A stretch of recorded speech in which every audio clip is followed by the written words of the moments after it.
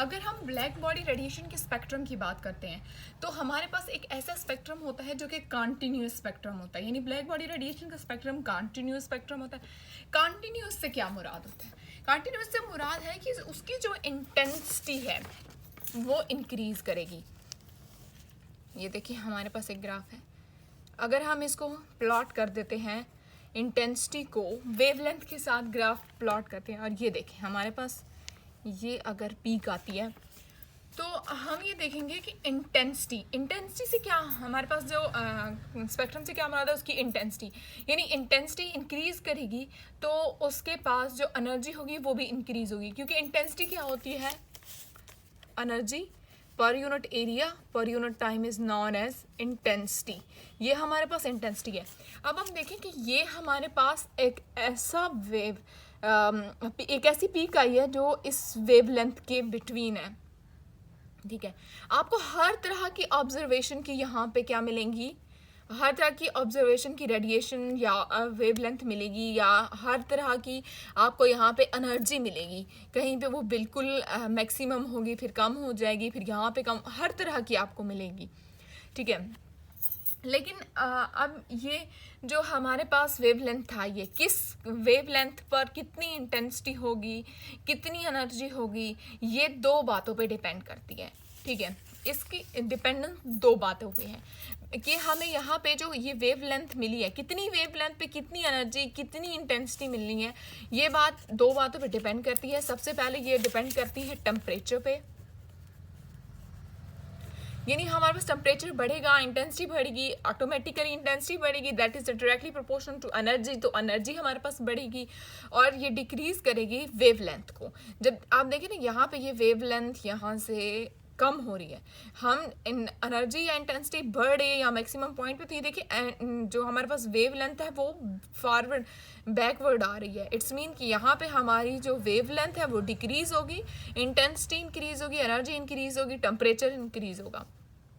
First ये temperature पे depend करती है, और दूसरा ये नेचर ऑफ मटेरियल पे डिपेंड करती है, नेचर ऑफ मटेरियल।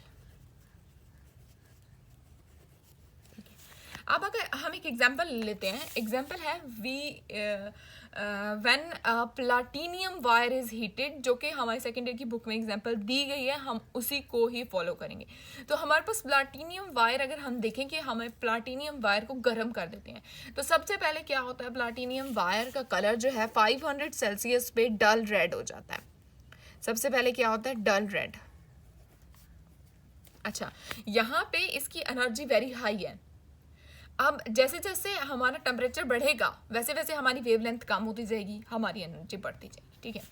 तो अब देखिए फिर जब हम उसका टेम्परेचर बढ़ा देंगे 900 सेल्सियस, तो क्या होगा, हमारे पास इसका कलर चेरी रेड, ठीक है। देन अगर 1100 पे हम इसको देखते हैं, 1100 टेम्परेचर पे, तो ऑरेंज रेड हो जाता है, ठीक है। और 1300 सेल्सियस पे इसका कलर येलो हो जाता है, देन ये वाइट हो जाती है।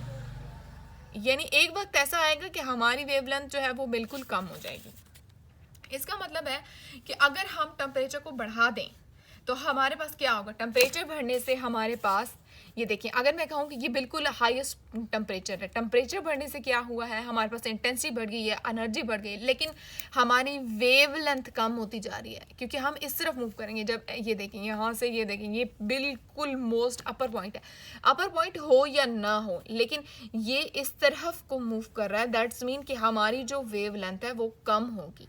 टेम्परेचर बढ़ेगा, इंटेंसिटी बढ़ेगी, एनर्जी बढ़ेगी, हमारी वेवलेंथ ऑटोमेटिकली डिक्रीज, ठीक है। अब हम इंटेंसिटी के बारे में हम जो है एक रियल एग्जांपल देखते हैं, मतलब रियल एक्सपेरिमेंट जो किया गया था। ल्यूमर एक साइंसदान थे, फिजिसिस्ट थे, और उसके साथ फ्रिंगस्टन, दो हमारे पास फ्रिंगशियम, हमारे पास जो फिजिस्ट थे, उन्होंने मेजर किया था इंटेंसिटी को इमिटेड एनर्जी के साथ, और फिर उन्होंने उसकी वेवलेंथ को मेजर किया था मतलब उन्होंने उस तमाम फिनोमेना को जो हमारे पास उस ग्राफ में हमारे पास दिखाया गया था उसे मेजर किया था। किसके साथ मेजर किया था? उन्होंने उसकी इंटेंसिटी को मेजर किया था, उसको वेव लेंथ के अकॉर्डिंग मेजर किया था। अच्छा, वेवलेंथ के अकॉर्डिंग उन्होंने मेजर किया था और फिर उन्होंने ये बताया था कि मेजरमेंट जो है वो कितनी होगी हमारे पास, कितनी एनर्जी हमारे पास होगी, हमारे पास वेवलेंथ कब मैक्सिमम होगी, ये सारी बातें उन्होंने एक ग्राफ की सूरत में बयान की थी, ल्यूमर ने और फ्रिंगसेम ने। तो उन्होंने एक ऑपरेटर्स यहाँ पे यूज़ किया था जो कि यहाँ पे बुक में है। सॉरी, मैं आपको बुक दिखा देती हूँ। ये है हमारे पास फर्नेस जो कि हमारे पास ब्लैक बॉडी के तौर पर काम कर रही है। यहाँ से रेडिएशन निकली, ये हमारे पास मिरर है, मिरर जो है रिफ्लेक्शन का काम कर रहा है। देन ये रिफ्लेक्ट होकर प्रिज्म में आएगी और प्रिज्म यहाँ पे डिस्पर्शन के तौर पर इस्तेमाल किया जा रहा है। तो डिस्पर्स होने के बाद लाइट यहाँ से स्पेक्ट्रोमीटर है हमारे पास, एक मिनट, स्पेक्ट्रोमीटर है। तो देन ये यहाँ से होने के बाद हमारे पास देन फिर रिफ्लेक्ट होगी, रिफ्लेक्ट होने के बाद ये डिटेक्टर में आएगी और डिटेक्टर हमें बताएगा, इसके बारे में इंफॉर्मेशन देगा। और ये ग्राफ दिया गया है यहाँ पे, ये देखें, ये ग्राफ दिया गया है जो ल्यूमर और फ्रिंगसेम ने बयान किया था। Measure the intensity of emitted energy with wavelength radiated from a black body at different temperature by operators. तो ये उन्होंने यहाँ पे रिफ्लेक्शंस हर रेडिएशन की उन्होंने नोट की, कितने टेम्परेचर पे है, कितने पे नहीं है, तो फिर उन्होंने इसको बयान किया था। अब हम इसकी मेजरमेंट देख लेते हैं। इसकी मेजरमेंट जो है ना, हमारे पास ऑब्जर्वेशन जो आई हैं, जो ल्यूमर और फ्रिंगसेम ने बयान किए, तो उसके बारे में हम थोड़ा सा डिस्कस कर लेते हैं, ठीक है। तो ये हमारे पास सबसे पहले जो हमारे पास ऑब्जर्वेशन आई है, उन्होंने बोला है कि energy is not uniformly distributed. यानी जो हमारे पास ग्राफ दिया गया है, तो उस मैं यहाँ पे इसको ड्रॉ कर लेती हूँ ग्राफ को। इस ग्राफ को अगर हम यहाँ पे ड्रॉ करें, ये देखें हमारे पास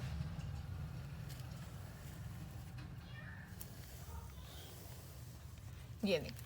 अब यहाँ पे 3000 kelvin, 35,000 kelvin, 4000 kelvin and 5000 kelvin.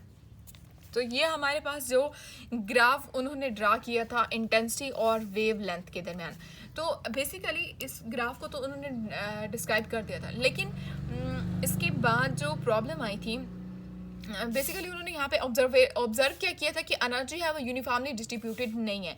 तो यूनिफॉर्मली डिस्ट्रीब्यूटेड आप देखें, ये आपके पास अलग से है, 3000 केल्विन पे ये अलग पीक आई है, ये अलग है, ये अलग है। अब इनका जो मैक्सिमम पॉइंट होगा वो भी तो अलग होगा, ये देखें डिफरेंट है, डिफरेंट इनके मैक्सिमम पॉइंट है, वहाँ पे डिफरेंट एनर्जीज होंगी। इट्स मीन कि उनके पास एनर्जी जो है वो यूनिफॉर्मली डिस्ट्रीब्यूटेड नहीं है, उनकी इंटेंसिटी जो है वो यूनिफॉर्मली डिस्ट्रीब्यूटेड नहीं है। डिफरेंट टेम्परेचर पे different energies, different intensities and different wavelength होंगी उनके पास, ठीक है। तो इसको बयान किया था स्टीफन बोल्ट्जमैन ने। स्टीफन बोल्ट्जमैन ने इंटेंसिटी और टेम्परेचर का जो रिलेशन था ना, उसे बयान किया था। और उसको स्टीफन बोल्ट्जमैन ने बयान करने के बाद ये बताया था कि इंटेंसिटी अगर बढ़ेगी तो टेम्परेचर पे क्या असर होगा और टेम्परेचर का इंटेंसिटी पे क्या असर होगा। तो हम ये बात देखेंगे यहाँ पे। बेसिकली उन्होंने बोला था कि अगर टेम्परेचर बढ़ेगा तो इंटेंसिटी बढ़ेगी, ठीक है। तो हम अब स्टीफन के इस को देख लेते हैं कि स्टीफन बोल्ट्जमैन ने जो बयान किया था वो क्या था। स्टीफन बोल्ट्जमैन, यहाँ पे मैंने इसको लिखा हुआ है, intensity directly proportional to T की power 4, E is directly is equal to Stefan Boltzmann constant and T4। Stefan Boltzmann constant की हमारे पास जो वैल्यू होती है 5.67 इंटू 10⁻⁸ W मीटर पर स्क्वायर एंड केल्विन पर 4, मतलब हमारे पास केल्विन की पावर 4 है, यहाँ पे W वाट है। तो जो हम लोग डिस्कस कर रहे हैं कि एनर्जी की बढ़ने से टेम्परेचर बढ़ेगा, तो अगर हम टेम्परेचर का 1 यूनिट बढ़ाते हैं तो हमारे पास जो हमारे पास एक यूनिट अगर हम बढ़ा देते हैं टेम्परेचर का, टेम्परेचर एक यूनिट बढ़ाएंगे तो हमारे पास जो टाइम है वो 4 टाइम हो जाएगा। फॉर एग्जांपल कि अगर हम ये कह देते हैं कि अगर हम टेम्परेचर को 2 टाइम बढ़ा देते हैं तो अब हमारे पास E जो है वो इस फॉर्म में है T4। अगर हम कहते हैं कि हम टेम्परेचर को डबल कर देते हैं देन हमारे पास इसकी सिचुएशन क्या हो जाएगी, ये 2T डबल कर दिया और इसकी power 4, E is constant 16 and T4, तो E is equal to 16 T4। तो आप ये देखें ना, ये हमारे पास ओरिजिनल इक्वेशन जो है वो कांस्टेंट और T4 के बराबर है। इट्स मीन कि E is equal to 16E। यहाँ पे E डैश डाल देते हैं ताकि हमें पता चले ये पहले वाली एनर्जी, और यहाँ पे जो अगर हम टेम्परेचर को डबल करते हैं तो हमारे पास एनर्जी जो है वो 16 टाइम बढ़ जाती है। तो ऐसे MCQs में क्वेश्चंस आते हैं और आप लोगों को पता होना चाहिए। तो स्टीफन बोल्ट्जमैन ने इसको एक्सप्लेन करने की कोशिश की थी, ठीक है। अब वाइन्स डिस्प्लेसमेंट लॉ, वाइन्स ने क्या बोला था कि जो हमारे पास लैम्डा मैक्सिमम है, यहाँ पे वो पॉइंट जहाँ पर हमारे पास एनर्जी इंटेंसिटी मैक्सिमम है, तो ये पॉइंट है वो बिल्कुल इस पीक की जो इंटेंसिटी है वो हमारे पास मैक्सिमम है। तो अगर हम इस पॉइंट को लैम्डा मैक्सिमम बोल देते हैं, ठीक है, लैम्डा मैक्सिमम। जब अगर हम इस पॉइंट से इस तरफ आएंगे तो भी एनर्जी डिक्रीज करेगी, इस तरफ जाएंगे तो भी एनर्जी डिक्रीज करेगी, इस तरफ अगर हम आएंगे तो तब भी इंटेंसिटी डिक्रीज करेगी, एंड एक पॉइंट ऐसा आएगा जब वो 0 हो जाएगी, यहाँ पे भी एनर्जी डिक्रीज करेगी, ठीक है, एनर्जी डिक्रीज करेगी। तो इट्स मीन कि हमारे पास जो टेम्परेचर है वो इन्वर्सली प्रोपोर्शनल होगा हमारे पास लैम्डा मैक्सिमम की, क्योंकि टेम्परेचर तो बढ़ रहा है लेकिन इंटेंसिटी टेम्परेचर के बढ़ने से हमारे पास जो वेवलेंथ है वो कम हो रही है। तो इन दोनों का हमारे पास डिस्प्लेसमेंट लॉ, ये lambda maximum inversely proportional to temperature. तो यहाँ पे हम कांस्टेंट ऐड कर देंगे, lambda maximum constant into 1/T, and T यहाँ के मल्टीप्लाई हो जाएगा। तो देन हमारे पास इक्वेशन क्या होगी, lambda maximum into T is equal to constant, ठीक है।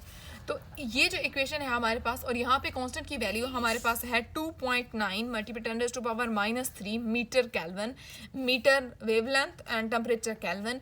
तो ये हमारे पास वो वैल्यू आ जाती है इंटेंसिटी की। एरिया अंडर द कर्व जो है वो इंटेंसिटी के जरिए फाइंड होता है, और इंटेंसिटी हमने स्टीफन बोल्ट्जमैन में फाइंड की है। तो इसमें एरिया अंडर द कर्व भी हम स्टीफन बोल्ट्जमैन वाली इक्वेशंस जो हमारे पास आई हैं उसको एक्सप्लेन कर देंगे। अच्छा, मैंने यहाँ पे तो रफली लिख दिया है, लेकिन यहाँ पे मैंने इनको सही तरीके से लिखा हुआ है, आप यहाँ से नोट कर सकते हैं, ठीक है। नेक्स्ट हमारे पास जो प्लांक्स था, प्लांक्स ने हमें सबसे बेस्ट बताया।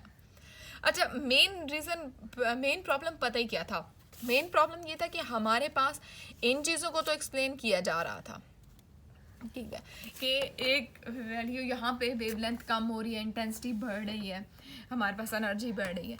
तो ये देखें, यहाँ से एनर्जी बढ़ रही है, यहाँ पे एक मैक्सिमम पॉइंट पे आती है, मैक्सिमम पॉइंट पे आने के बाद वो यहाँ पे हमारे पास विजिबल रीजन है, और वो विजिबल रीजन से एग्जैक्ट बैक जो हमारे पास इंफ्रारेड रीजन है, वहाँ से एनर्जी अगर बढ़ रही है तो उसे बढ़ते रहना चाहिए। वो एक पॉइंट पे अगर कम क्यों हो जाती है, क्वेश्चन ये था, मेन रीज़न ये थी जो क्लासिकल मैकेनिक्स जो है वो एक्सप्लेन नहीं कर पाई थी। क्लासिकल मैकेनिक्स इस पॉइंट को एक्सप्लेन नहीं कर पाई थी। तो देन प्लांक्स ने हमें एक इक्वेशन दी थी जो कि मैथमेटिकल थी, एक्सपेरिमेंटल नहीं थी। प्लांक्स को खुद भी ये अंदाज़ा नहीं था कि वो इक्वेशन किस तरह से काम करेगी, लेकिन उन्होंने उसको बयान किया था और बताया था कि ये इक्वेशन काम करेगी।